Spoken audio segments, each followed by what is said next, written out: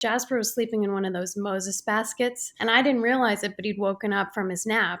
And my mom, wanting to be a normal grandma, had just taken it upon herself to go and pick him up. She looked really awkward holding him, but I really wanted her to be able to be a grandma. And even though I knew like she couldn't go change his diaper right now because that was too confusing. So I decided in the moment, let's just let her be a grandma and let her hold him, even though it made me a little nervous. Next thing I knew, he was arching his back, and I saw him fall out of her arms backwards towards the ground. And she, thank God, she caught him by his feet before he hit the ground. But it was in that moment that I just realized that I couldn't let her just go. Like I had to babysit both my mom and my child at the same Yeah. time. I had to protect my child from my mother. Well, hello there, and welcome to a very special episode of the Terri Cole Show. Many of you may or may not know that I was a talent agent a long time ago. And during that time, like decades ago, one of my clients was a young actress called Kimberly Williams, who's now called Kimberly Williams-Paisley. And as we were working together, this is when she got her first big film, Father of the Bride. And I've been watching her career and all of the good works that she's been doing in the world. And then I guess we connected over the pandemic, sort of reconnected. But it was easy for me to sort of follow her career. So if you are not familiar, she is an actress. She's a New York Times bestselling author. She's an Alzheimer advocate and the co-founder of a nonprofit with her husband, Brad Paisley, who is a country singer.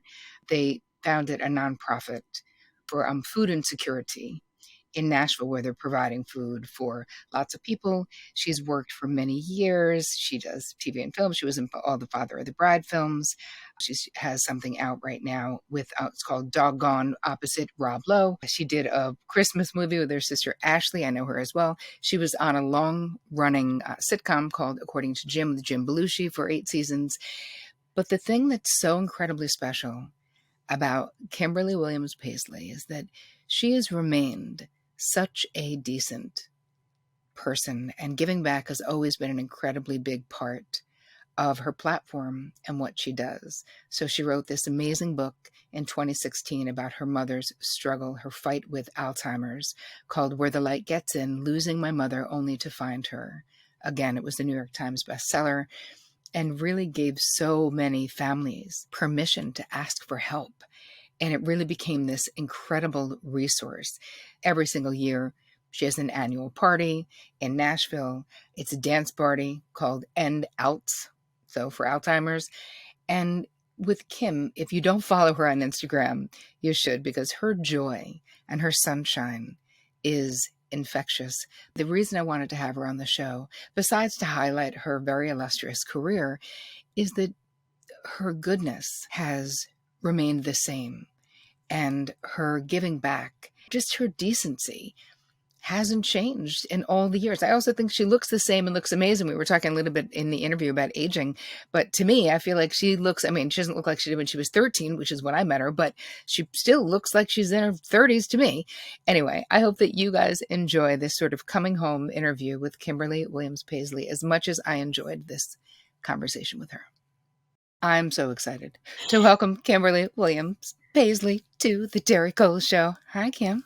Hi, Terri. It's so good to see you again. I think I know. I met you when I was like 13 years old. You did. And we were both in totally different parts of our lives. Yes, I was saying that in the upfront of the show about how all these different incarnations and then how we kind of came back around, but really because you were visible for all that time. Like Yeah. I was kind of cyber stalking and watching what was sort of going on with your career. But wow, it is so fun to see you doing as well as you're doing. But also what I wrote to you, we were going back and forth about like, what are we going to talk about on the show? And the only question I wrote in my notes was, how is she still so friggin' normal? That was literally my one question. Am I though? Am I normal? Is anyone normal? No. Yeah. No, and no, but in the way of fame, right? Yeah. So no, Yeah. you're your same weirdo you were when you were 13 in Thank all you. of the best ways. And if you Yeah. guys don't follow her on Instagram, you should, and you will after this interview. But so your uniqueness is the same, but I've been, I was a talent agent for so many years, and I've seen so many people just not make it. Not make it because drugs and alcohol, not make it because mental health issues, not make it because of lots of different reasons, because it's not easy Hmm. being famous. Yeah, it's not. It's not easy being human, but it's also hard when you have a spotlight and everyone's watching you and watching you age, by the way, Oh, and watching your ups and downs. And yeah, I think that a lot of it has to do with my family, my upbringing, my parents. We had a very quote unquote normal upbringing. We had a messy house. We got in trouble for not cleaning up after ourselves. We did our own laundry. You know what I mean? Like all those grounding things. I'm still really close with my siblings, my brother Jay and my sister Ash, and my dad is still living in New York. And, that close family bond, I think, was always more important than fame or attention. And I think that always brings me back. In fact, the fame and attention, that was the most uncomfortable part. And so, just coming home, coming back to roots, coming back to people who knew me before, old friendships, all that stuff, that really helps ground me, as does just doing other things in the world, right, getting out of Hollywood and getting out of, worrying about that one thing and really rounding out the rest of my life with, yoga practice and community and connection with other people, travel, seeing what else exists out in the world. There's so much to see and do in this world and so much need and, things that need our attention. That just brings me out of, the whole fame thing. And then there's right. also like years where I don't get work. So that Yeah. helps too. You're like, yeah, that makes me less famous as well. Yeah. You know what I remember so much though, Kim, from the Father of the Bride days, Father of the Bride 1 for, you, because Yeah. this was your big break. And this was when we were still at this small agency and I was an agent and Jen was negotiating the contract and all of that stuff was happening. Your father was very involved Oh, and yeah. very protective, and he was not a hands-off. He wasn't a controlling. I never experienced him as like a controlling or gee, I wish it was me type of a person, Yeah. but he was really looking out Yeah. for your best interest because we were signing a long contract that Mhm. was going to impact your life and you were then moving to LA and all of those things. But that's one thing that I remember and how kind he was to, because Jen Hagany is a mutual friend of ours who was Yeah. the agent who was negotiating the contract. But, we also were young as hell. Yeah. And it was a small agency. And this was sort of the biggest thing that had ever come down the pike. Oh, I And know. we were like, help us, Yeah. please. And Yeah. you did.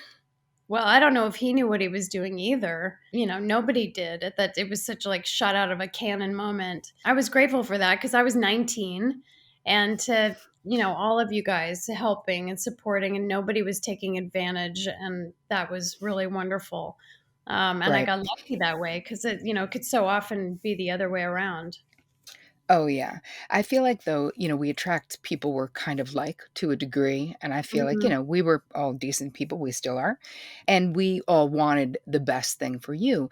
Now, you've gone on, and one of the things that was so hard for you, painful for you, was your whole experience with your mom having Yeah. this very rare kind of is it a rare kind of dementia or Alzheimer's, or does it all kind of fall under the same? Yeah, dementia is the umbrella of all of it. And then she had Alzheimer's, which is the most common form of dementia. And it started with a frontal temporal lobe disorder called primary progressive aphasia, which Right. is very rare. That's a very rare way into Alzheimer's. But then we found out after she passed away that it was caused by Alzheimer's. Yeah. Got it. You wrote a book in 2016, Where the Light Gets In, Losing My Mother Only to Find Her Again. This was a New Yeah. York Times bestseller. You've done a lot of work with the Alzheimer's Society. I think that's what's it called? The Alzheimer's The Alzheimer's Association? Association. Yeah. Excellent. So would you tell us a little bit about how did you notice that something was shifting for your mom, Linda? Yeah, actually, it was, well, when I got engaged to my now husband, Brad, Brad Paisley, she reacted. I joke about it now, but in the moment it was horrible. But she was not a fan. In the beginning, now we're like, well, obviously that was the dementia, because how else could But you not like Brad Paisley? I was just Um, gonna say, what's not to like? He's like the nicest guy. You're like, "Wait, what's the yeah, problem?" no, but she started just acting really irrationally. The day of my wedding was a nightmare. She broke down in tears because she wasn't included in the ceremony.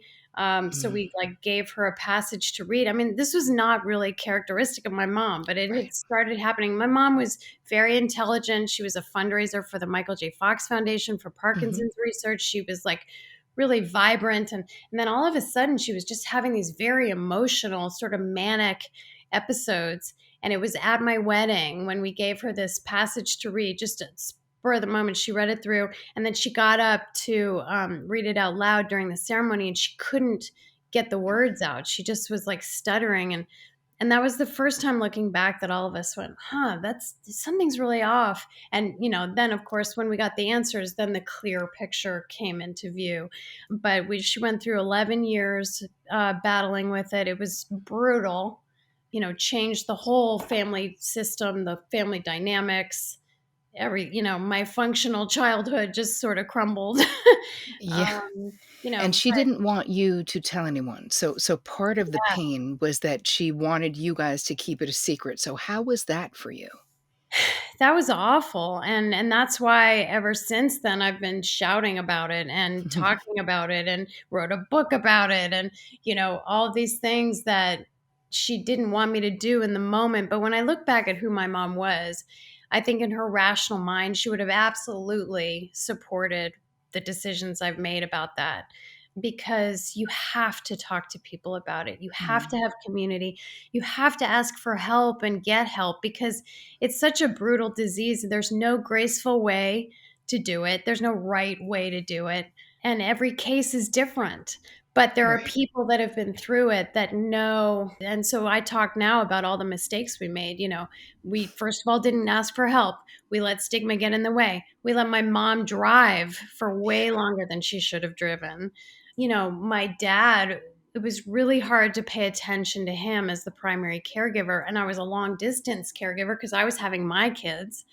Right. And, paying attention and giving support to the primary caregiver is really important. And we just didn't understand why or how to do that. So the Alzheimer's Association is a fantastic resource.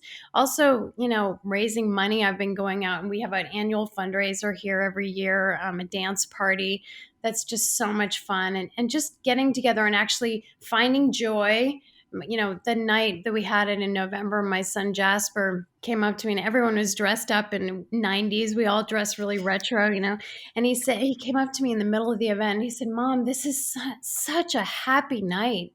And I said, yeah, it really is. And he said, for something that's so sad. And it just hit me like a ton of bricks. It's so true. But we have to find those moments of joy, those moments of humor. It's okay to laugh. Yeah. There's some ridiculous things that happen, and it's okay to laugh. And it's okay to find joy together with other people as we raise money for this cause. So, anyway, I love to talk about it and just share what we've learned. Well, I mean, obviously, you guys who are watching or listening, we're going to put all the information in the show notes. So if you are struggling, just know that you are not alone and there are resources for you. Kim, when I was thinking, when I was reading parts of the book about this switch, so you were talking about your mom coming to visit you after I think it was your first son was born, Yes, and maybe. it was your second. Okay. So then you know the story that I'm referring to. So would you share a little bit about that with us? Yeah, are you talking about when she picked up Jasper from a nap? Hmm. Hmm. Yes. So my son was about 3 weeks old, maybe 3 or 4 weeks old. And my parents came to visit us in Tennessee, which we were doing more and more because to give my dad a break, he would just come with my mom and sort of drop my mom off, and then he could go and relax and try to regroup. So he was off somewhere. And I was getting ready for something, so I wasn't really paying attention. But Jasper was sleeping in one of those Moses baskets that was just Hmm. laying in the living room. And I didn't realize it, but he'd woken up from his nap. And my mom, wanting to be a normal grandma, had just taken it upon herself to go and pick him up. And I saw her with him, and his blanket was like trailing down to the ground, and she looked really awkward holding him.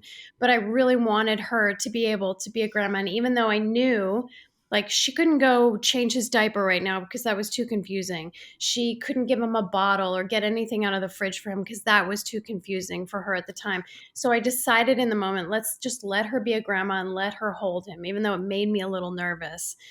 Next thing I knew, he was arching his back as he did like the first 3 weeks. He was just happy to be out of my belly, arching his back, and I saw him fall out of her arms backwards towards the ground. And thank God, she caught him by his feet before he hit the ground. But it was in that moment that I just realized that I couldn't let her just go. Like I had to babysit both my mom and my child at the same Yep. time. I had to protect my child from my mother, which was such a horrible thing to realize in the moment. It's so painful. And part of what I was thinking when I was reading that is how, we go through these life transitions where as our parents age, for a lot of folks, depending on their parents, there's a bit of a role reversal where we're thinking about where the family will go on a family vacation, or we're taking care of stuff or taking over their finances, or whatever the thing is, depending on how well the person is. Mhm. But it's like you weren't ready to take over the parent role, and she wanted to just do what she would normally do. The part of her brain that was still the grandma was like, Yeah. I'm just going to help with the baby. And it's like part of what you describe is this trying to keep it normal and trying to do what she wanted you to do by Mhm. keeping it secret. But how much harder that was psychologically and emotionally, and then it seems like this was one of the tipping points where you're like, "And we can no longer do this." Yeah, I can't protect her ego anymore when it comes to the safety of my kids. No, Yeah. no. It's too that makes sense that it's a tipping point because, of course, you're a mother first, Yeah. right? As we're growing up, we're daughters first, and then we have children, and then we're like, "But actually, this is really my first number one job, and then there are other things, but I really have to do Right. this thing and do it right." Right. So I just know that you've helped so many families who are suffering realize it's okay to reach for help. And that, I mean, there's way more now than when your family was going through this Yeah. about caregivers and about the burnout rate of caregivers and how incredibly hard and stressful it is. And even though I'm sure your dad wanted to do it, Mhm. it's like we have limited bandwidth because it's not like he was 30, right? Like Right.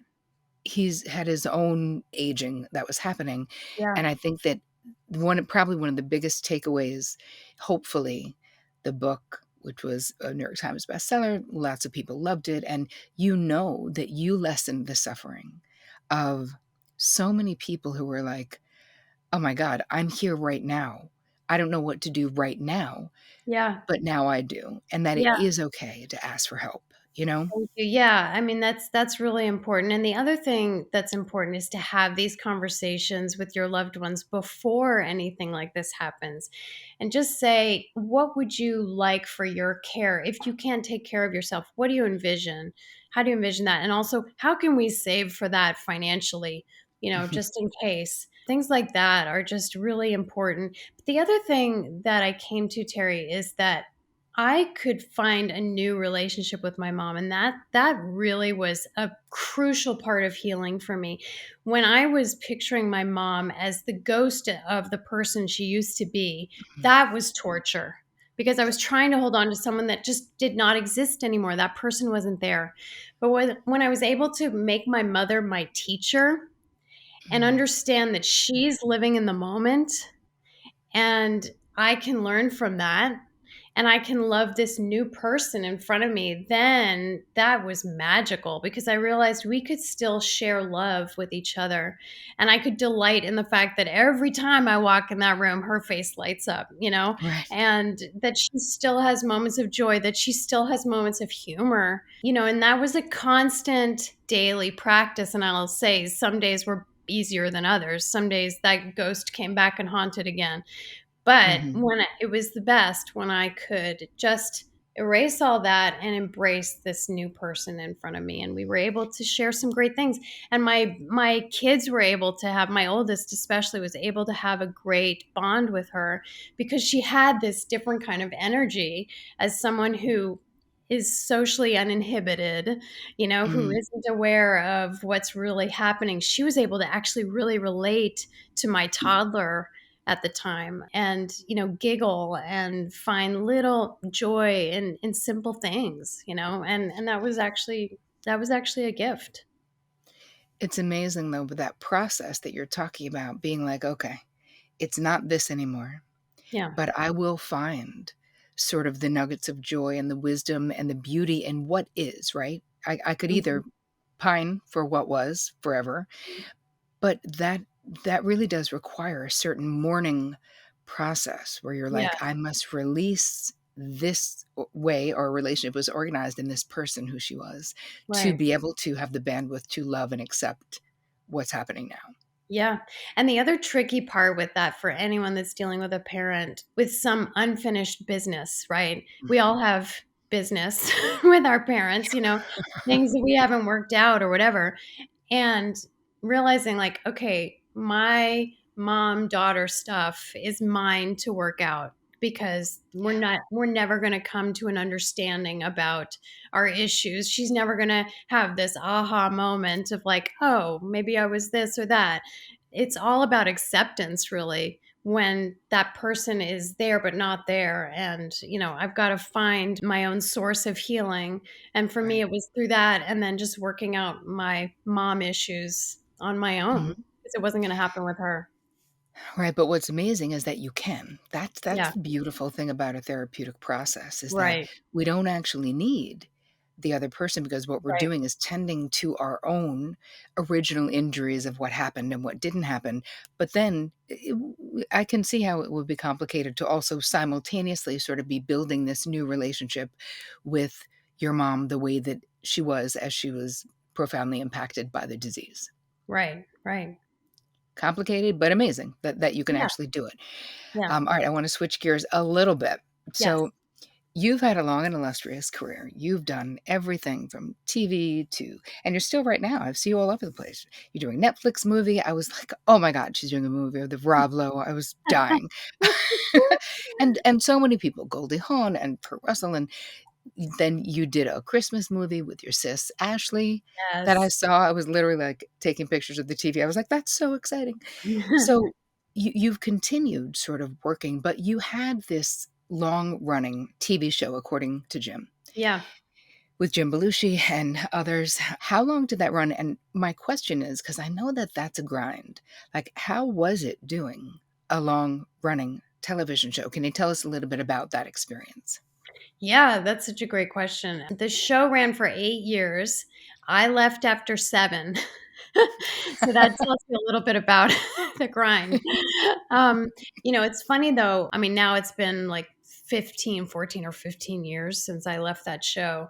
I am so grateful for what I got out of that show. And yes, at the time, there were times when I was like, oh, I'm bored, or I want to be doing more. Or it was a sitcom, so the schedule is fantastic, but it's still like at times I just got kind of bored with it. But Mhm. looking back, I learned so much about comedy from doing that show. I mean, I miss it at times because it was really fun. Also the cast dynamics, like, it's like a family. So we went through a lot together as a cast, but I'm grateful for the experience. I'm grateful that it happened. It's in syndication though, so Yeah. I know that there are people who are still getting so much comfort. It's funny, I was looking over the pandemic, a lot of people, had their shows that they were like, "This show makes me feel safe and Yeah. cozy. This Yeah. show, I know what's gonna happen," and a lot of people, it was according to Jim. I saw Right. people being like, "I love that show. It brightens my day. It makes me feel, cozy or safe or warm or whatever." And Yeah. so there's something interesting about doing television that ended 14 years ago, but is still on the airwaves right now. I know. I'm so grateful for that. There's a fan site, according to Gym Fans, and they post clips all the time, and I just grab them and put them up because it's so fun for me to see again. It was really funny. We had a lot of really funny stuff. Yeah. So moving back to, I mean, you continue to work on that show. You also directed some Yeah, I episodes. directed And how 3 was that episodes. as an experience for you? I love doing that. I was so intimidated, so nervous about doing it, and I do credit Jim Belushi for that. He said, "Look, if you want to do it and you're intimidated, or you're scared, then you absolutely have to do it." And it was with his encouragement and support that I went, and they let me do it. And then it went well, and they let me do two more. It was really wonderful because the crew I knew so well. After doing it for so many years, I knew the drill, and the cast was on board, and I love doing it. So fun. So Yeah. you continue with your philanthropic work. So switching gears again a little bit.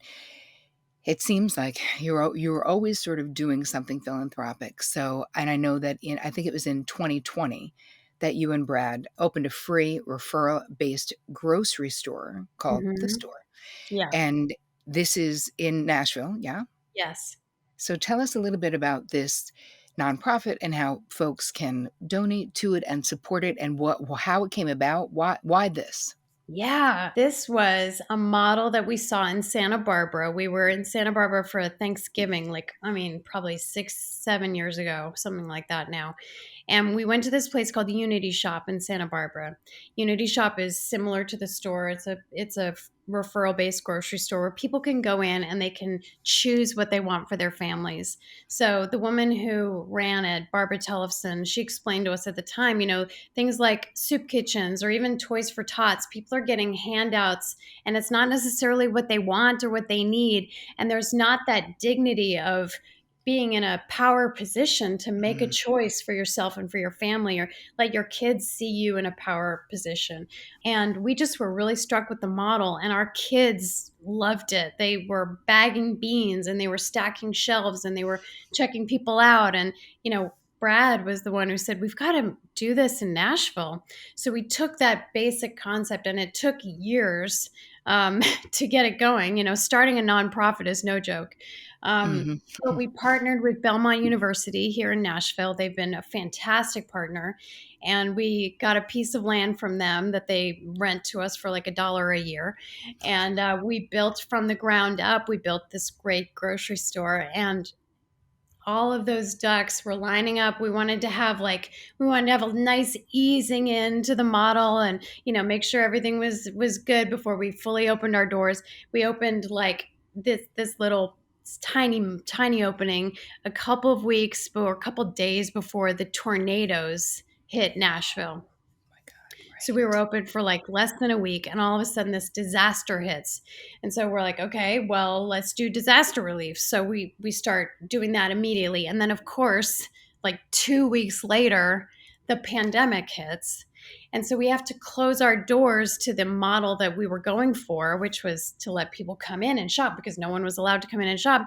But again, we pivoted and we said, all right, there are homebound seniors who cannot go out and shop. So let's start a delivery service. So right away, we started delivering groceries, and did that for a long time until it was safe to open again. And but now we're going strong. We've got our original model in place. We've got a full list of customers, and it's just been magnificent. The support has been phenomenal. We're about to, I think by the end of December, we will have given away the equivalent of 2 million meals.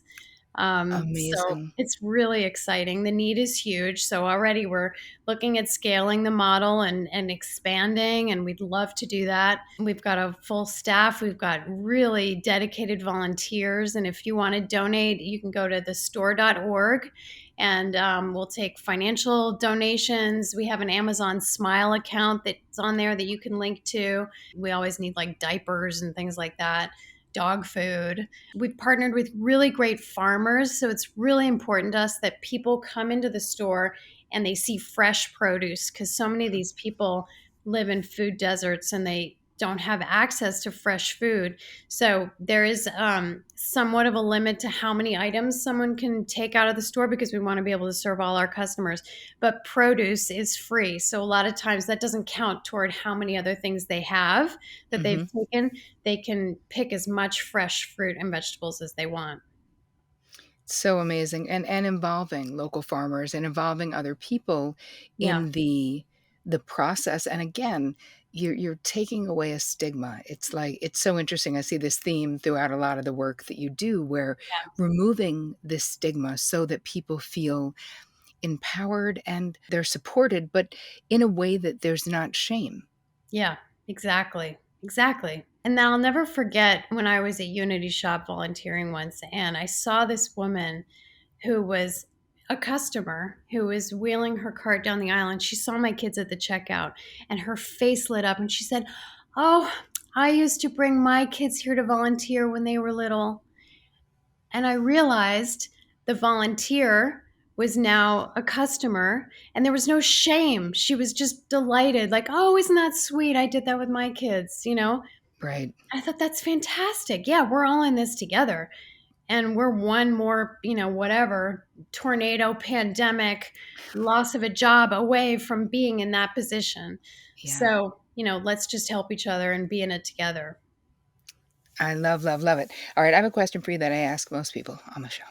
Yeah. Personally, what has been your most challenging boundary struggle, and how have you overcome it, if you have? Boundary struggle. I mean, I think in my life, that would be something we already touched on was protecting my family from my family. Drawing a boundary within my family who, it's always been would do anything for family.